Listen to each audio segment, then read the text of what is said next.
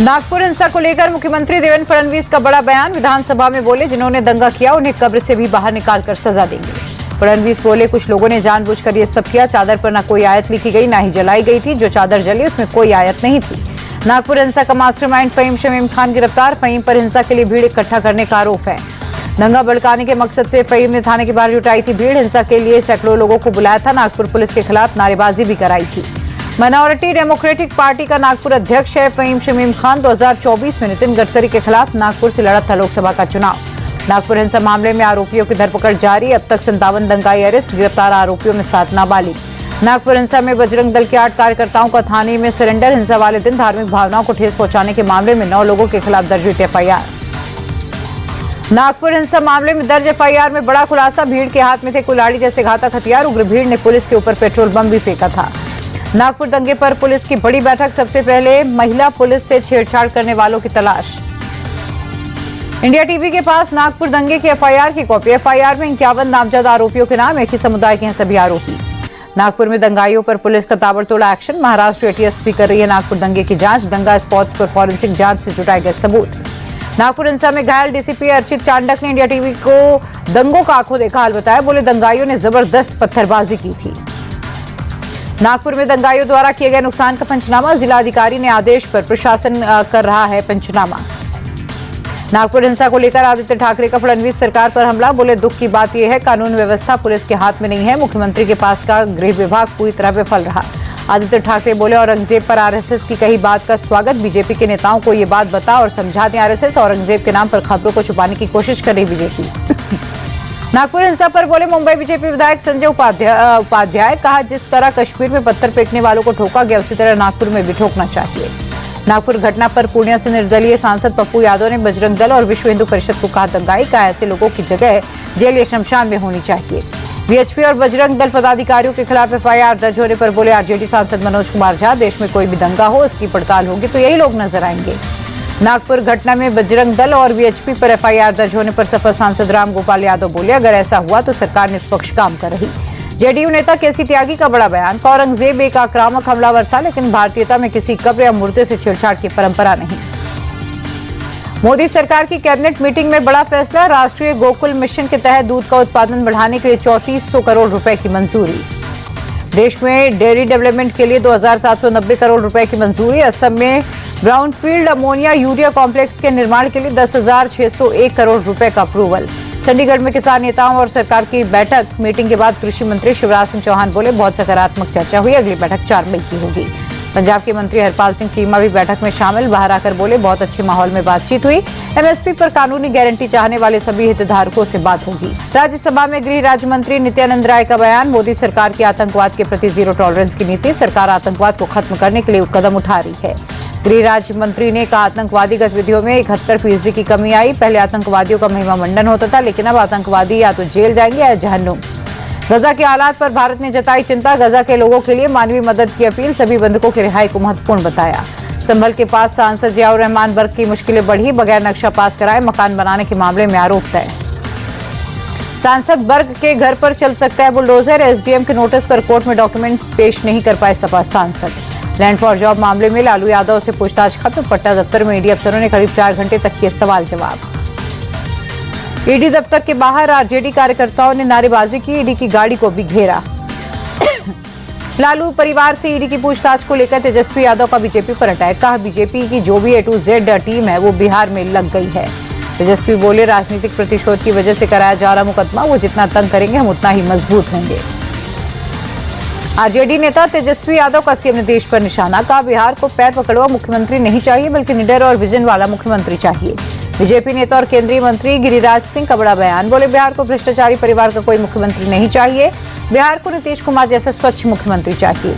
अखिलेश प्रसाद को बिहार कांग्रेस अध्यक्ष पद से हटाए जाने पर बेटे का इशारों में कांग्रेस नेतृत्व पर अटैक। सोशल मीडिया पर लिखा, जब नाश मनुष्य पर छाता है पहले विवेक मर जाता है।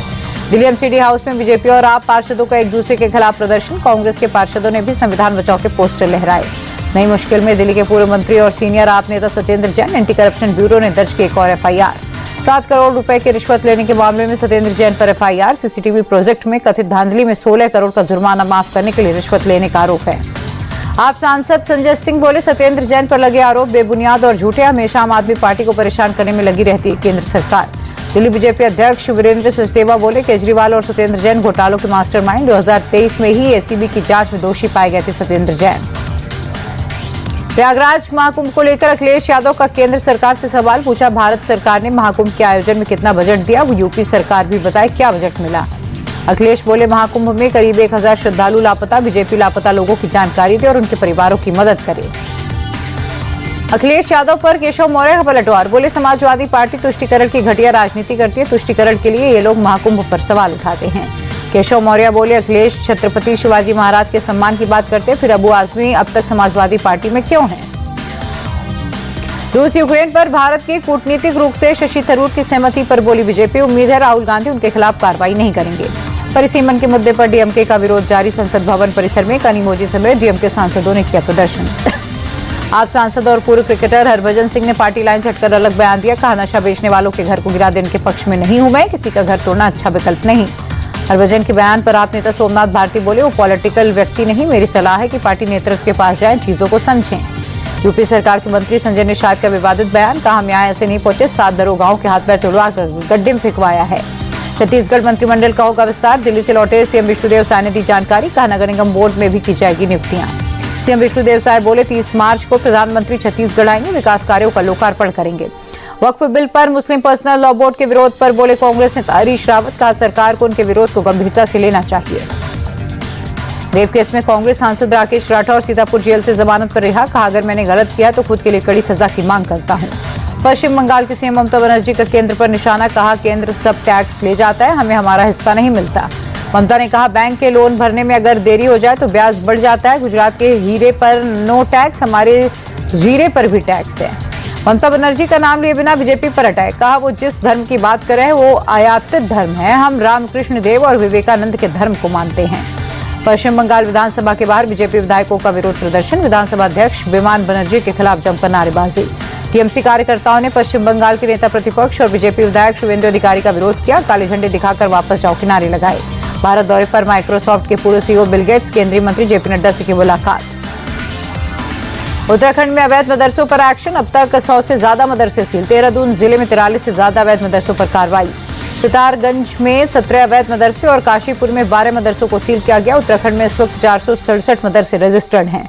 उत्तराखंड में अवैध मदरसों पर हो रहे एक्शन पर बोले कांग्रेस विधायक काजी निजामुद्दीन। कहा, मदरसों के खिलाफ गलत मंशे से सरकार कर रही कार्रवाई, विकास के दावे से दूर है सरकार। यूपी के मेरठ में दिल दहला देने वाली वारदात। पत्नी ने प्रेमी के साथ मिलकर मर्चेंट नेवी पति की जान ली। दोनों प्रेमी और प्रेमिका गिरफ्तार हुए। पुलिस के मुताबिक 4 मार्च की रात पत्नी मुस्कान ने पति सौरभ को खाने में बेहोशी की दवा दी। कुछ देर बाद प्रेमी साहिल को बुलाकर चाकू से जान ली।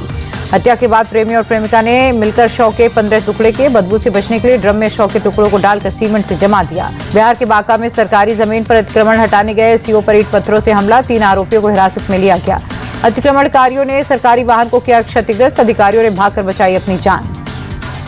बिहार के मुजफ्फरपुर में प्रॉपर्टी डीलर की गोली मारकर हत्या। पुलिस को आपसी रंजिश में हत्या का शक। बहू की आत्महत्या के मामले में अभियुक्त उठा मृतक। मध्य प्रदेश के शिवपुरी में लोगों से भरी नाव पलटी। हादसे में लापता 7 लोगों के 6 के शव मिले। कल देर शाम हुआ था हादसा।